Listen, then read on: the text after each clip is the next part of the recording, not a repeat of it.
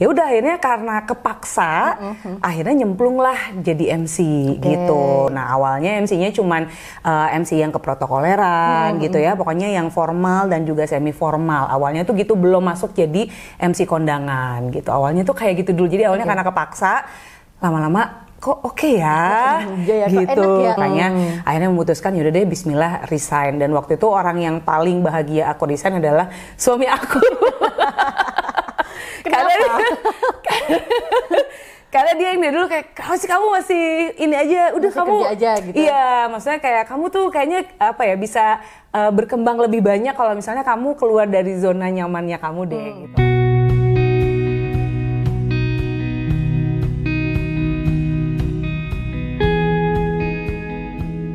Halo teman baik, ketemu lagi sama Afi di Lihat Lebih Dekat. Kali ini di sebelah saya ada seorang MC kondang Kota Bandung.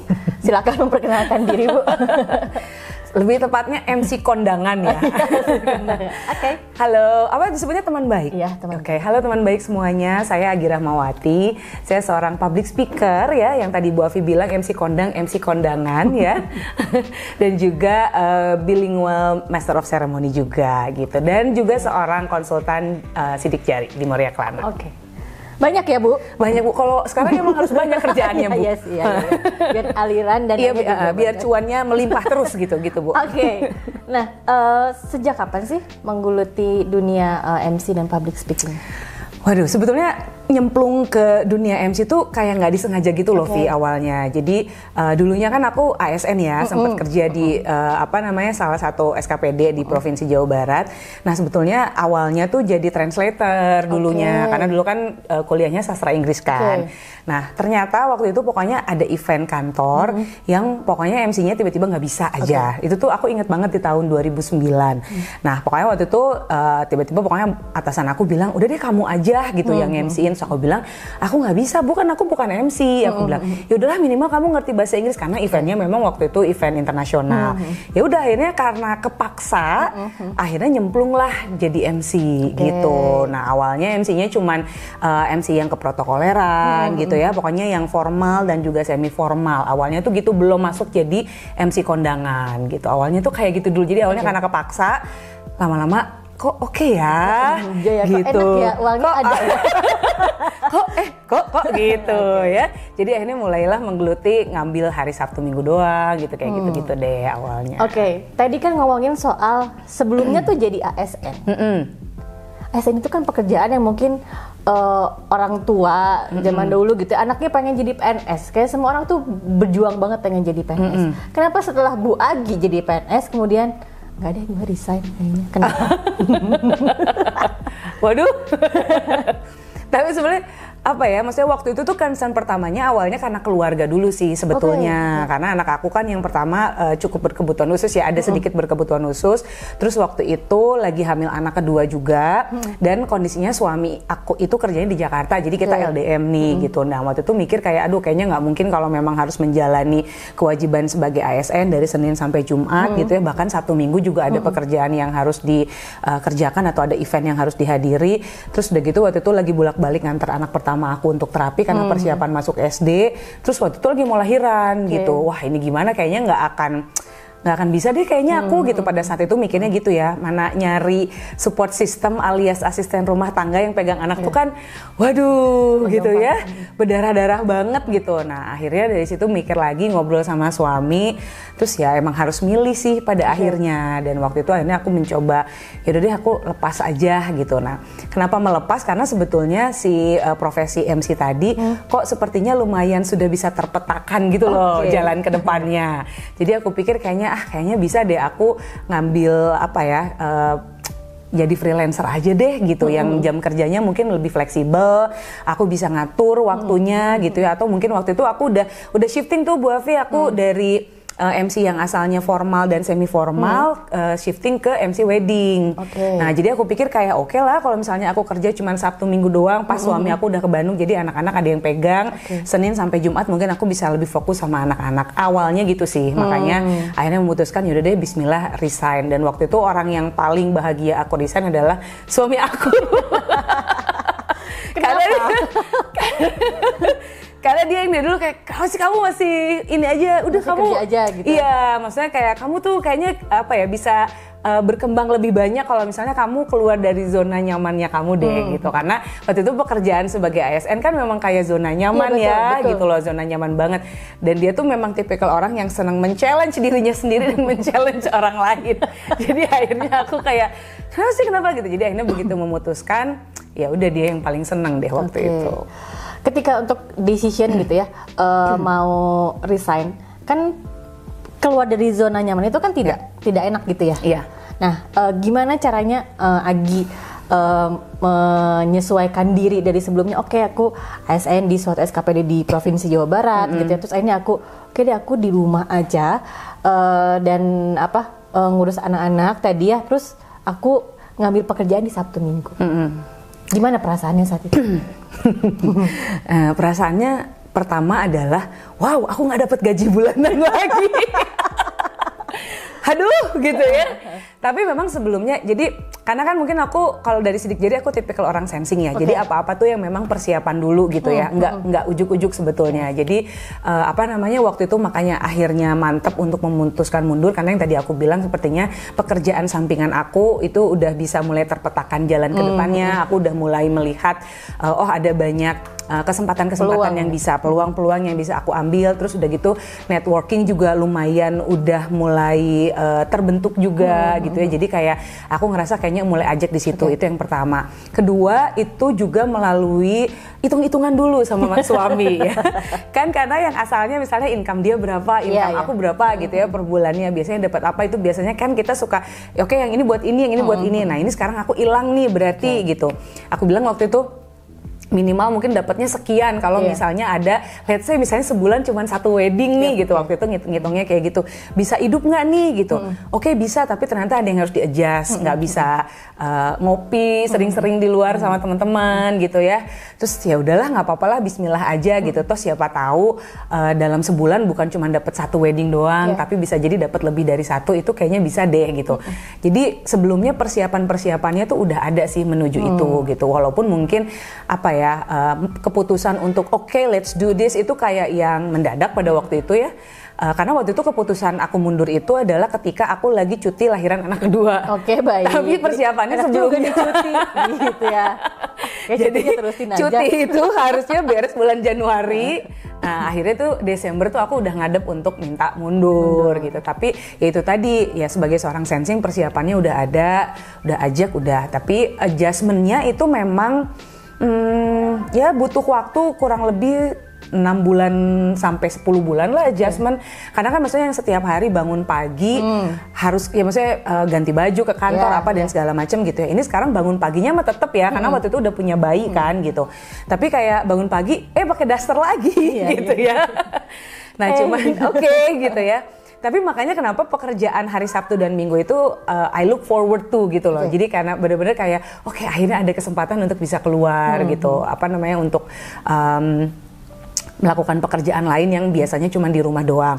Terus juga aku memang mempersiapkannya adalah mulai reach out nih teman-teman aku yang sesama ibu rumah tangga atau yang yang kerjaannya juga freelancer atau kerjaannya mungkin ya yang ada yang pengusaha dan segala macam yang memang lebih fleksibel. Mereka ada komunitas apa aja sih gitu. Jadi ikutan juga tuh komunitasnya, dari mulai komunitas yang pengajian lah, yang komunitas solehah ya, Bu. Yang solehah.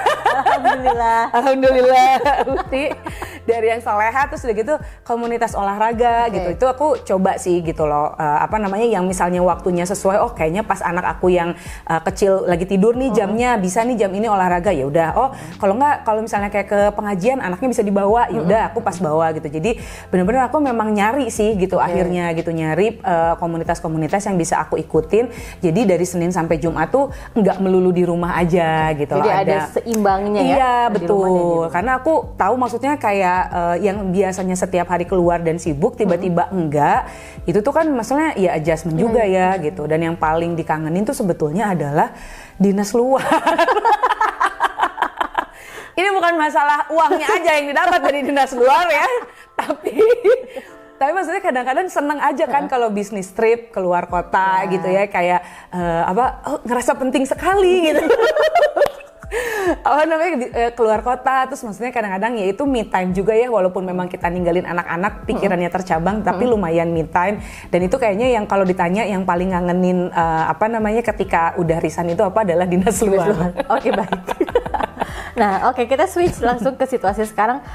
Agi udah jadi MC lah ya gitu. Iya, betul. Bilingual MC juga gitu. Terus ketika menjalani profesi sebagai MC gitu, apa sih yang paling membuat Bu Agi ini merasa hidup?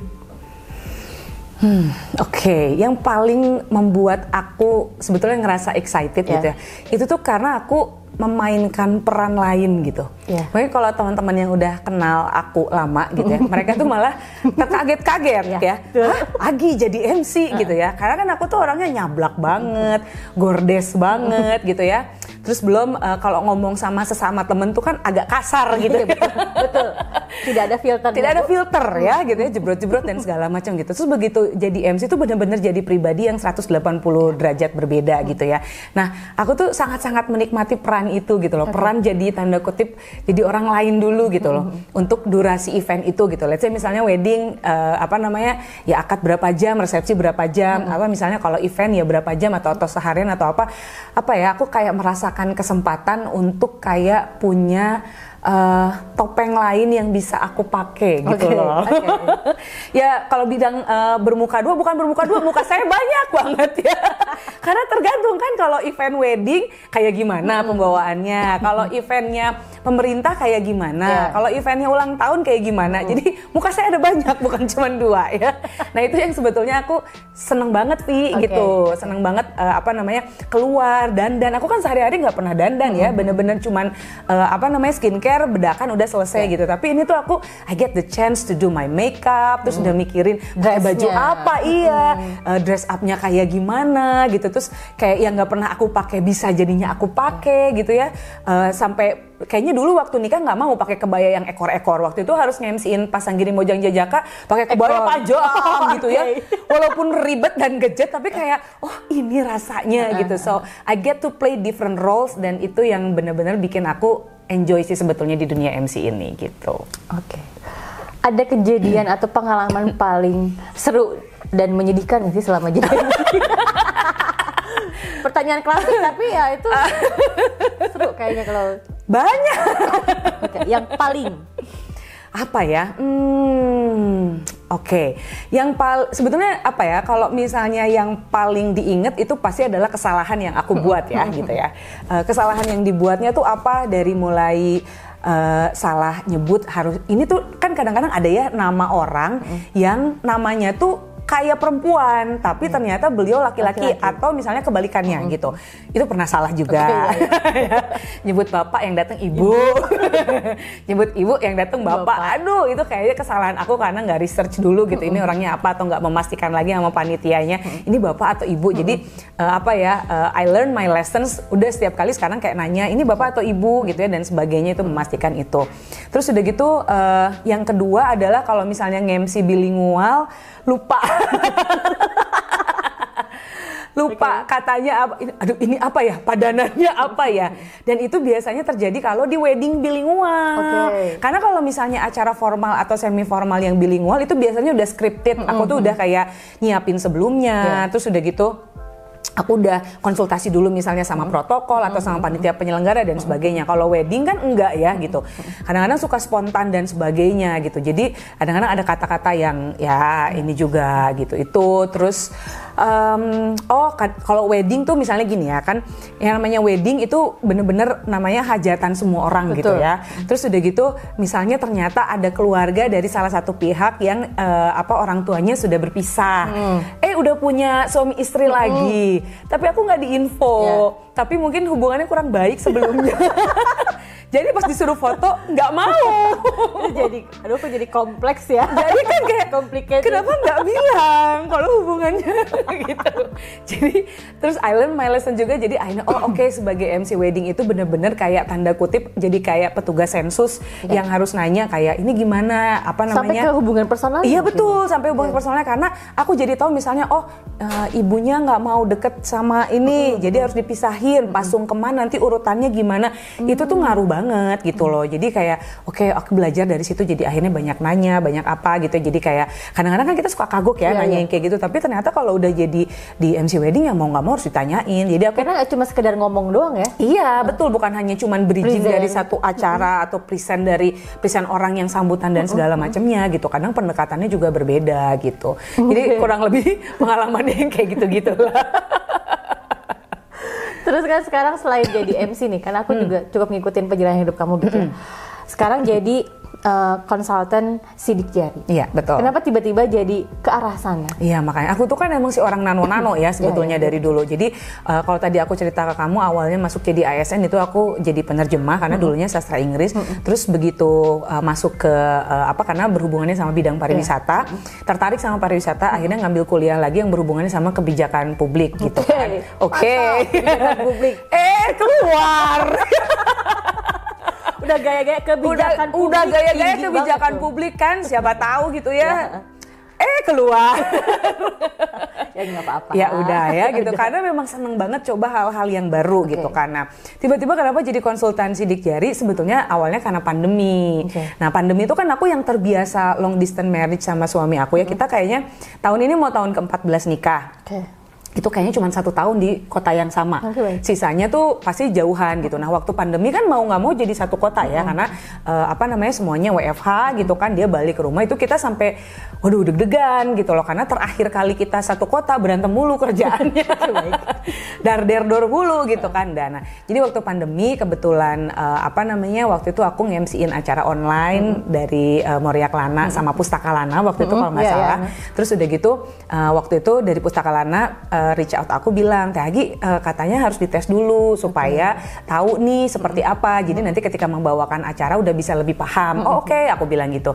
Nah ketika dites terus waktu itu aku konsul, kok kayak iya ya ini tuh aku ya. Oh pantesan ya kenapa aku tuh bertindak seperti ini. Ini gini kok banyak banget yang tepat gitu. Aku tuh ngerasanya gitu awalnya. Udah karena yang tepat itu akhirnya aku mikir ya udah deh tes kalian sama suami dan anak-anak. Tes lah pokoknya satu keluarga. Dan ternyata tuh banyak banget yang terjawab gitu. Padahal kan aku tuh sama suami walaupun tadi long distance marriage ya, tapi kan kita pacaran tuh sebetulnya 10 tahun tuh. Oke, baik. Lama ya, Bu. Lama, Bu. Udah lunas satu rumah sebetulnya. Tapi lunas mungkin satu rumah mau bukan KPR, mau kredit kepemilikan mobil mungkin satu lagi ya Bu kalau pacaran 10 tahun. Jadi udah pacaran 10 tahun nih, tapi ada banyak yang aku kayaknya banyak hal yang aku nggak kenal, kok dia jadi kayak gini, kok dia berpikirannya kayak gini, banyak hal yang aku anehin gitu. Dan aku tanda kutip seperti menuntut dia untuk kok kamu gitu sih, kamu jangan gitu harusnya gitu. Nah begitu konsul satu keluarga kayak terbukakan mata aja sih Vi gitu, dan kayak dibuka jalannya aku untuk bisa mengenal suami aku dengan lebih baik lagi. Dia juga begitu sampai di dalam tahap bahwa aku oh iya ya memang nggak bisa aku robah, ada beberapa hal yang nggak bisa aku tuntut untuk dia berubah karena ya memang udah itu bawaannya. Nah it changed my life actually gitu ya, kehidupan berumah tangga aku dan sebagainya. Nah dari situlah makanya aku kayak ngerasa, jangan sampai si manfaat yang aku rasakan ketika menjadi klien hanya dirasakan sama aku doang. Jadi waktu itu sama ownernya Moria Kelana, Bu Vivit ngajakin aku untuk bergabung jadi konsultan. Itu makanya mikir juga, tapi kayaknya nggak lama aku langsung bilang oke deh gitu. Itu makanya kenapa awalnya aku menjadi si konsultan sidik jari gitu. Kan orang sensing tuh kebanyakan gas dulu curhat belakangan. Minta maaf belakangan. Minta maaf belakangan. Iya aja dulu. Kalau dirasa nggak cocok ya udah nanti aja mundur. Ya makanya hal-hal yang kayak gitu kan, kadang-kadang hal-hal kecil gitu kan suka bikin partner kita kesel gitu kan atau apa. Nah dengan apa ya, maksudnya dengan tahu personality genetiknya kita tuh banyak banget mengurangi konflik-konflik kecil yang nggak perlu gitu. Jadi akhirnya konflik besar jadi lebih kecil, konflik kecil jadi kita anggap nggak ada gitu. Jadi kayak ya cukup lebih tenang aja lah ya gitu. Walaupun ya nggak mungkin lah ya 100% bebas konflik gitu. Oke, dari pengalaman tadi sebelumnya jadi ASN, terus kuliah tadi ngambil kebijakan publik lah, terus kemudian resign dan jadi MC, terus kemudian sekarang jadi banyak ya Bu, sampai berurutannya itu panjang, sampai sekarang jadi konsultan Moria Kelana juga. Setiap episode di kehidupan kan pasti mengubah diri kita ya. Iya betul. Apa yang paling dirasakan Agi ketika gue juga bertumbuh selama gue perjalanan berubah ini, gue juga kan ikut bertumbuh. Apa yang paling merubah ya? Kayaknya gue less judging deh yang paling berubah tuh, less judging deh. Mungkin apa ya namanya, dulu tuh gue tipikal orang yang cepat banget menilai gitu ya, kayak pasti gini deh, ini yang ini gini deh, ini gini gitu. Dan kadang mungkin secara empati dan simpati tuh akhirnya kurang gitu ya, kayak ya udah gitu. Nah sekarang tuh ya gue less judging, terus udah gitu ngelihat orang juga lebih punya simpati dan empati. Oh mungkin dia kayak gini, terus lebih nggak cepet ikut campur dalam urusan orang lainnya. Ya karena kan dulu tuh kayak misalnya curhat kayak pengen cepet-cepet ngasih solusi, pengen cepet-cepet bantu memperbaiki gitu ya. Sekarang kayak ada tersadar bahwa ternyata ada kepentingan orang yang cuma curhat doang gitu, yang cuma gitu. Jadi di dalam prosesnya sampai dengan sekarang yang aku rasa adalah itu sih, belajar untuk enggak ikut campur terlalu dalam dan belajar untuk less judging untuk apapun itu, termasuk juga untuk pekerjaan. Karena kadang dulu tuh suka misalnya ada pekerjaan apa yang nawarin siapa, aku suka bener nggak ya, kayaknya kalau ditawarin sama dia nggak bener deh. Ada perasaan yang kayak gitu ya, aku nggak akan bohong. Tapi sekarang kayak oke, kalau aku bisa aku lakuin, kalau misalnya aku nggak bisa dalam artian waktunya nggak bisa, ya berarti aku nggak bisa gitu. Tapi at least kalau memang misalnya waktunya cocok, ya udah, kenapa nggak diambil aja, coba aja dulu gitu. Oke. Pesannya buat teman baik yang sulit keluar dari zona nyamannya tadi, biar bisa oke deh aku mau keluar dari zona nyaman, apa tipsnya? Oke, tipsnya adalah sebetulnya persiapkan diri dulu sih, gitu ya. Jadi kalau memang mau keluar dari zona nyaman, persiapkan dulu zona tidak nyaman apa yang akan kalian lalui setelah itu, gitu. Karena kalau misalnya setelah itu nggak ada, itu yang bikin kita kayak gamang mau maju apa enggak, gitu. Itu sih ya yang pertama. Terus kedua, kadang kita tuh gamang atau misalnya keluar dari zona nyaman itu selalu terkaitnya most likely tentang finansial, benar nggak sih, gitu ya. Cuman yang kadang kita kita lupa atau luput dari perhatian kita adalah ya kadang uang tuh bukan segalanya sih gitu loh. Kadang mungkin memang keluar dari zona nyaman itu membuat kita mundur sedikit dalam finansial, tapi dalam beberapa waktu kalau kita memang mengupayakan terus, itu pasti secara finansial tuh akan meningkat lagi dan meningkat lagi. Tapi yang paling pertama harus punya belief itu dulu. Gitu. Jadi kalau misalnya tips selanjutnya adalah leap of faith. Jangan terlalu kebanyakan mikir sih sebetulnya. Kalau mau merencanakan seperlunya, abis itu just do it. Karena kalau makin dipikirin, makin curhat sama orang lama dan segala macam, kita nggak akan maju-maju. Dan itu yang aku lakuin sih. Makanya kenapa kok bisa resign pas lagi cuti melahirkan ya? Karena pada saat itu nggak ketemu sama banyak orang kan, bener-bener punya quiet moment sama diri sendiri. Oke, aku persiapannya udah segini dan ini dirasa udah cukup. Udah kalau gitu berarti aku langsung iyahin aja gitu loh. Cuman diskusi sama circle terdekat, which is suami ya gitu. Karena kalau waktu itu diskusi sama orang tua nggak mungkin dibolehin. Jadi karena nggak sebatul mah yang jadi PNS gitu mungkin. Nggak disakolahkeun cenanya. Dan itu tantangan pada saat itu, tapi alhamdulillah udah mencair dan bisa dimengerti. Jadi leap of faith deh kalau menurut aku tips and triknya. Rencanakan and then leap of faith. Jangan terlalu berencana terlalu panjang gitu loh, ribet jadinya gitu dipikirin segala sesuatunya. Dan mungkin lebih ke percaya diri sendiri aja kali ya, dengerin apa yang betul bener kan emang ya kayak klise ya, listen to your heart, gitu ya. Padahal heart kita lagi galau gitu ya. Tapi emang bener sih, tanya sama diri sendiri, kira-kira apa sih yang sebetulnya kita butuhkan dan inginkan gitu. Itu sih kembali lagi ke diri sendiri. Oke, terima kasih Bu Agi, obrolan yang dalamnya. Terima kasih teman baik udah nyimak obrolan aku dan Agi, semoga berkenan. Dadah. Thank you teman baik.